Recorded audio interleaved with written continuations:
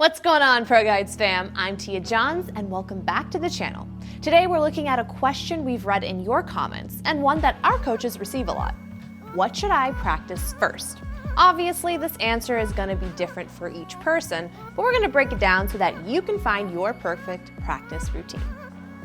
But before that, let's take a look at our question of the day. What do you just hate to practice? Skill jumps? Headshot percent? Grenade lineups? What's something you know you need to work on but keep putting it off, over and over and over? For me, it's crosshair placement. So back to our topic. What should you practice first? Well, we're going to be splitting practice into three main categories: movement, weapons, and knowledge. We'll tackle each of these to cover basic, advanced, and expert levels. If you feel like you've mastered everything in basics, then move on to the advanced practice. Master that, and then finally compete the expert practice. This episode is going to be covering the basic level. This is for players who are still pretty new to the game and may only have a couple hundred hours. Sure, you can run and gun, but can you elevate your game and master every step in our basic level? First up, let's look at what's involved in basic movement. We really do mean basic here. We don't care about bunny hops or air strafing. Just load yourself into an empty server and get a feel for the speed of your movement. How long does it take to reach max speed? How different is walking compared to running? How much time does it take to accelerate from a stop? These sound simple, but they have a huge impact on the game. Your movement speed is going to affect every decision about where and how you move, whether you can make it to that one piece of cover or whether you have to stay and fight, if you need to start rotating now or if you have a few more seconds to hold your position. Knowing your own movement speed gives you the tools to make better decisions, so don't put yourself at a disadvantage by not taking the time to practice this key skill. Aside from learning how you move in the game, it's just as important to learn how to stop. CSGO has a huge penalty for moving and shooting at the same time, so if you want to win these gunfights, we're going to have to learn to stop on a dime. Stopping your movement in CSGO is actually really simple. Just push the opposite directional key. So if you're running forward, just push backwards. Except there's a tiny bit more to it. In CSGO, you have momentum, which means if you're moving forwards and let go of your forwards key, you don't just immediately stop. Your character keeps moving a little. Only a little, but that only a little is enough to turn that sweet one Deagle into a whiffed headshot. This means to stop your movement, you have to hold the opposite key for a beat. It's not a single tap that wouldn't counter the momentum you already have. So you need to hold it just long enough to counter your momentum, but not so long that you start moving backwards. It takes a little practice, but once you find the rhythm, it's easy peasy. Now that we're familiar with the basics of movement, let's head over to weapons. We're gonna need to shoot some people in our game, so it's probably best we know how. There are over 30 different weapons in CSGO, but since we want to master the basics first, we're gonna concentrate on using just a few really well to begin with. The weapons we'll want to conquer to master the basics will be the USP, the Glock, the Deagle, the M4, and the AK. Sorry, no ops yet. The USP and Glock function very similarly, so we'll take a look at those together. They're two weapons that you're going to be using every match in pistol rounds. Yes, you can buy other pistols. No, you shouldn't. If you're watching a video on practicing the basics of CS, you shouldn't be buying anything other than armor on pistol rounds. So since pistol rounds play out a bit less tactically than gun rounds, the way we use the USP and Glock is different too. Headshots. It's all about headshots. Since most people are buying armor on pistol rounds, our USP and Glock may as well be pea shooters when it comes to body shots. They're worthless. Instead, we want to channel our inner scream and become a headshot machine. No helmets means heads are squishy, and we're chasing those goosh sounds. What this means for the USP and Glock is no spamming at range. Instead, you need to practice slowing down your shots and taking deliberate aim at those juicy heads. Just like countering your own movement, take some time to learn the rhythm of these guns. Learn how quickly after firing your first shot you can fire the next one with accuracy. It's a classic case of quality over quantity. One single well-placed headshot is worth a whole lot more than a spam of body shots. The closer you get, the more you can spam, but always be aiming at those heads. Next up, we'll take a look at the big brother of the pistols, the Deagle. With a good rate of fire and strong body damage, it's pretty common for the king of pistols to win duels against rifles at close range. Like the default pistols, we still want to be aiming for headshots at range and learning the rhythm of when we can accurately fire a second shot. However, you're gonna have a lot more wiggle room when it comes to spamming. Spamming with the Deagle gets real wild, real fast. But since you never know exactly how inaccurate it's going to be, you have to take a calculated risk. Are you close enough to gamble an extra shot and hope to kill an enemy? Or do you risk waiting a moment to let the accuracy reset and secure that final bullet? Both choices come with risks, but spending time practicing with the Deagle will let you learn the limits of what it can do. The last two weapons we want to look at are the M4 and AK. They're staples of the game and every player needs to be familiar with them. For now, we only want to concentrate on a couple of elements. Like the pistols, be sure to learn the accuracy reset time between shots. Because even with these rifles, at long range, you're gonna want to be tapping heads, not spraying or bursting. So you'll want to get in as many shots as possible that you know can be accurate. Go on an empty server, learn the rhythm of the reset, and become a one-tap genius. But let's look at the differences between these weapons. First off, the M4. Since it actually comes in two variants, the M4A4 and the M4A1S. It's important to know how and when to use each one. We'll start with the M4A4. It has more ammo, a higher rate of fire, a harsher spray pattern, and costs $200 more.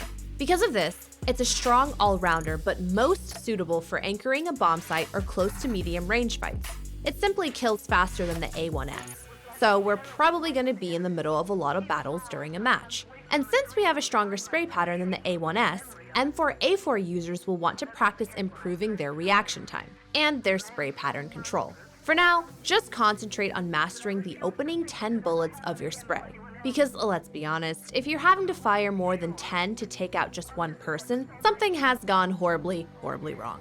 Next, the M4A1S, the quieter sibling. This weapon is all about long-range fights and headshot percentages. The tighter spray pattern means you're going to have an easier time pulling off sprays than the A4, but you still want to practice those opening 10 shots. The A1S's slower rate of fire means even firing off 6 shots before getting a kill could be too slow. So while you're going to have a more forgiving spray, it's far more important that you land every single bullet. And that kind of sums up the identity of the A1S. It's so accurate that you can recover from a miss, but its rate of fire is so slow that you can't afford to miss in the first place. So along with your spray control, be sure to practice your first shot accuracy. You want to make sure you're always hitting with that first bullet because your rate of fire doesn't give you the time to correct a whiffed first shot. It's so important to use the A1S positionally on long-range maps like train or holding spots that have long angles, like Dust 2's A site. So be sure to learn the positions on maps that will let the A1S shine. The last weapon we're going to look at is the AK, an iconic gun that has a clear identity. Unlike both M4s, it's capable of killing in one headshot, but has a far less forgiving spray pattern. This tells you exactly how you should be using this weapon. Headshots. Headshots everywhere. Like the A1S, your first shot accuracy is so important, but unlike the A1S, your spray is far more difficult to control. You're still going to need to learn those opening 10 shots of the spray, but your headshot percentage is what's going to win you the round. As a T, you're at a positional disadvantage. The job of the AK is to allow you to quickly take out enemies from that disadvantage with tasty headshots. If you're not capitalizing on that, you're not doing your job. The final area we're going to look at for this basic level is knowledge. This can easily be seen as the most boring area to practice because it's basically studying. But it's more than that. It's the big brain stuff that lets you outsmart your enemies and feel like a genius. Knowledge is where your game sense comes from, combining what you know about the game with your own experiences to make intuitive calls about what's going on. You basically become Sherlock Holmes, except you don't get those cool slow-mo sequences. So today, we're going to be covering map and economy knowledge. Let's be honest, you need to know where you're going and you need to know how to spend your money. So these things seem like a good starting point. Beginning with maps, the obvious point is learn the maps. There are 7 maps in the main competitive pool, and if you're a beginner, that's a lot. So start small with just 1 or 2. You should stay away from the more complicated team-based maps like Train or Nuke. They require a lot of communication and team synergy, which is a complication you just don't need right now. Once you've chosen your map or maps, load up an empty server and just run around on it. Like with your movement speed, you want to get a feel for how large it is, what landmarks you can spot for callouts, how long it takes you just to move through areas. The point here is to just get familiar with it. Nobody expects you to be pro at 100 hours, but they do expect you to know your way to a bomb site. Once you feel confident you can navigate your way around the map, start to pick out spots you'd feel comfortable playing. You can do this in your offline server, but jumping into a non-competitive mode can give you practice taking duels. Jump into a deathmatch and get a feel for how fights play out around the map. Get a sense of how aggressive you can be or which angles are favorable for you. We're laying the foundation for what's to come at the intermediate and expert levels. The final topic we're covering at this basics level is going to be the economy. It's a hugely important part of the game, and knowing when and how to buy up decides the outcome of rounds. But let's start small. Learn how much stuff costs. We did say this would be a lot of studying, but seriously, how often do you start buying and realize you've run out of money somehow? Luckily, since we're only concentrating on 5 weapons for now and 2 of them you start with, you only need to learn the prices of 3 guns: the Deagle, AK, and M4. As a rough guideline, you want to set aside $1,000 for your armor, $1,000 for your grenades, and then the cost of your weapon. So it's a simple $2,000 plus weapon cost. Easy. Now that you know the math, you can apply it to your teammates. If they have $2,000 plus a weapons cost, they'll be buying. If they don't, well, they might buy anyway because it's matchmaking and anything goes. YOLO.